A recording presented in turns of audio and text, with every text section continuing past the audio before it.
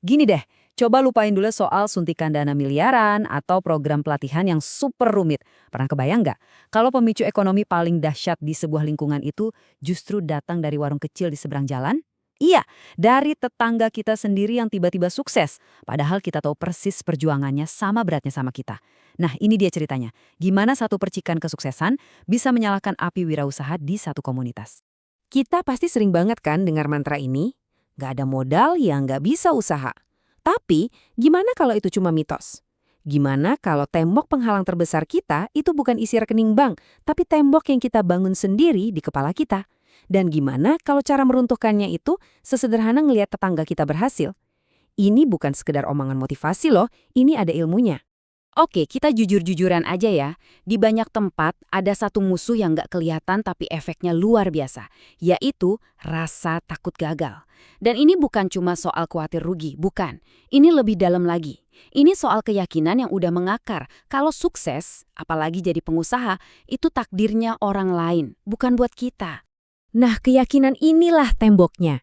Kalimat-kalimat kayak, saya kan cuma lulusan SMP, atau duit dari mana buat mulai usaha.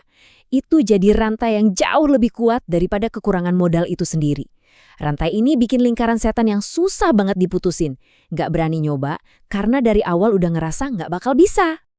Terus, gimana cara ngerubuhin tembok itu? Jawabannya ternyata bukan dengan ngundang motivator terkenal atau baca kisah sukses miliarder dunia. Jawabannya ada di sebelah rumah kita. Inspirasi yang paling nampol itu datang dari orang yang kita tahu persis, makanya ya nasi lauknya sama kayak kita. Dan disinilah momen ahahnya. Waktu kita lihat Bu Siti di ujung gang, yang kita tahu banget susahnya hidup dia, tiba-tiba dagangan keripiknya laris manis. Ada sesuatu yang bunyi klik di kepala kita. Tembok saya nggak bisa itu mulai retak.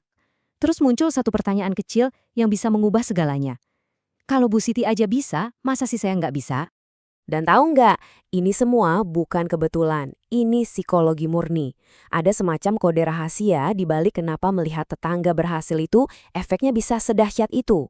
Kode ini ditemukan oleh seorang psikolog hebat, Albert Bandura, lewat teorinya yang disebut teori kognitif sosial. Yuk kita bedah bareng-bareng resep rahasianya. Komponen pertama, pembelajaran observasional.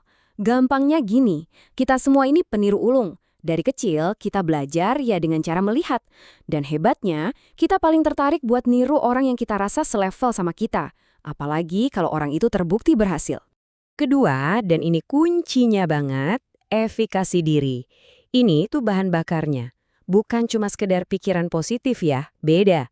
Efikasi diri itu keyakinan yang kuat dan spesifik di dalam hati. Saya bisa melakukan ini. Nah, melihat tetangga sukses itu ibarat ngisi tangki bensin efikasi diri kita sampai penuh. Karena buktinya nyata, ada di depan mata. Ketiga, pengaturan diri. Percaya diri aja kan nggak cukup ya, kita juga butuh semacam GPS internal. Nah, inilah dia. Kemampuan buat nentuin tujuan, ngecek progres kita udah sampai mana, dan yang nggak kalah penting, ngasih selamat ke diri sendiri atas kemenangan-kemenangan kecil. Dan yang terakhir, konsekuensi tidak langsung. Waktu kita lihat tetangga kita bisa beli kompor gas baru dari hasil jualannya atau tiba-tiba jadi lebih dihormati di arisan, otak kita otomatis mencatat, oh ternyata kalau ngelakuin itu hasilnya enak ya. Hadiah yang mereka dapetin itu jadi motivasi yang super kuat buat kita ikutan mencoba. Bandura sendiri nyimpulin teori ini dengan kalimat yang ngena banget. Orang tidak akan mencoba sesuatu jika mereka tidak pernah melihat orang sepertinya berhasil melakukannya. Simpel kan?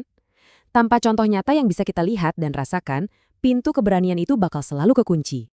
Oke, teorinya udah dapat. Sekarang kita masuk ke bagian dagingnya. Gimana caranya kita mengubah semua konsep keren ini jadi aksi nyata di lapangan? Ini dia resep 6 langkah praktisnya. Nah, ini dia peta jalannya. Ada 6 langkah. Kita bakal mulai dari mencari pahlawan lokal, terus pastiin semua orang bisa melihat kesuksesannya, sampai ngebangun pasukan pendukung biar semangatnya nggak gampang padam. Siap? Kita mulai dari langkah pertama. Langkah 1. Temukan model yang efektif. Intinya, cari pahlawan lokal. Syaratnya ada 3. Dia harus mirip dengan warga lain, usahanya terbukti sukses, dan dia dihargai di lingkungan itu. Contohnya, lupakan majalah bisnis. Pajang aja foto Pak RT yang dulunya buruh, sekarang punya toko kelontong sendiri. Foto dia di mading balai desa itu efeknya bisa lebih kuat dari 1000 seminar.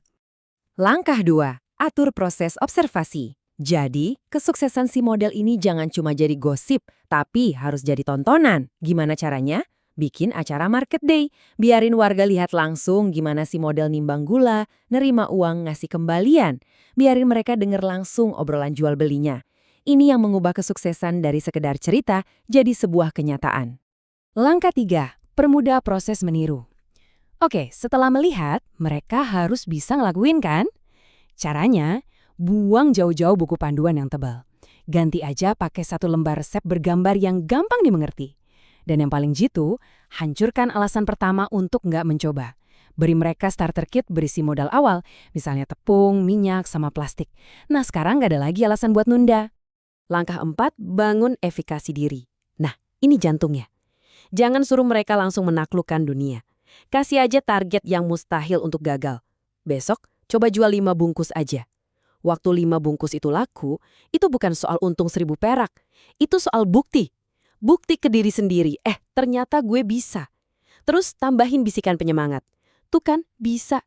Ibu itu lebih telaten loh daripada Bu RT. Kalimat sesederhana itu bisa ngebangun istana kepercayaan diri. Langkah 5, ciptakan dukungan lingkungan. Semangat itu kan kayak api ya, butuh oksigen biar nggak padam. Nah, oksigennya adalah komunitas, bentuk grup mingguan buat saling cerita omset dan saling semangatin. Terus, lakukan ini, kasih penghargaan wirausaha tangguh dari kepala desa. Di atas panggung pas acara 17-an. Percaya deh, tepuk tangan dari seluruh desa itu rasanya lebih berharga daripada bonus uang tunai. Langkah 6, atasi modal negatif. Di setiap desa, pasti ada cerita horor soal usaha yang bangkrut. Kita harus rebut narasi itu. Caranya, tampilkan coping model. Seseorang yang pernah gagal tapi berhasil bangkit lagi. Biarin dia cerita. Saya dulu bangkrut itu karena nggak pernah cadat keuangan, bukan karena jualannya salah. Ini penting banget buat mengubah kegagalan dari sebuah titik akhir menjadi pelajaran berharga. Oke, semua teori dan langkah tadi kedengeran keren ya di atas kertas, tapi pertanyaannya beneran jalan gak sih di dunia nyata? Nah, sekarang mari kita ketemu sama pahlawan kita, Bu Yati, dan kita lihat bareng-bareng gimana satu percikan kecil dari beliau bisa membakar semangat satu desa. Kenalin, ini Bu Yati. Beliau bukan pengusaha besar. Beliau mulai jualan bakso keliling cuma dengan modal Rp100.000. Cukup buat beli bahan untuk beberapa puluh mangkok. Angka yang sama sekali nggak menakutkan kan? Angka yang rasanya mungkin buat diikuti para tetangganya. Keuntungannya sekitar Rp30.000 bersih setiap hari. Buat kita mungkin kedengeran kecil ya, tapi buat Bu Yati dan keluarganya, itu artinya hari itu anak-anaknya bisa makan dengan layak. Artinya ada sedikit sisa buat ditabung. Itu artinya martabat. Dan inilah keajaibannya. Para tetangga ngeliatin Bu Yati. Mereka ngeliatin Rp30.000 itu. Lalu dengan sedikit dorongan dari para pendamping, efek domino pun terjadi. Hasilnya, dalam 4 bulan aja, 35 usaha baru lahir di desa itu. Bayangin, dari 1 gerobak bakso jadi 35 sumber penghasilan baru. Luar biasa. Jadi ini dia rangkumannya. Anggap aja ini contekan yang bisa Anda bawa pulang. Di kolom kiri itu konsep psikologinya, dan di kolom kanan itu aksi nyata yang bisa Anda lakukan besok pagi. Semuanya nyambung, mulai dari nemuin Bu Yati di lingkungan Anda sampai ngebangun kepercayaan diri tetangga-tetangganya. Langkah demi langkah. Kita tutup bahasan kali ini dengan satu tugas kecil untuk Anda. Kisah tadi membuktikan kalau pahlawan perubahan itu seringnya nggak datang dari luar. Mereka udah ada di sekitar kita kok, seringkali di tempat yang paling nggak kita duga. Jadi sekarang coba deh, lihat sekeliling Anda dan tanyakan pada diri sendiri. Siapa Bu Yati di lingkungan saya? Siapa percikan api yang sebenarnya sedang menunggu untuk dinyalakan? Temukan dia dan bantu nyalakan apinya.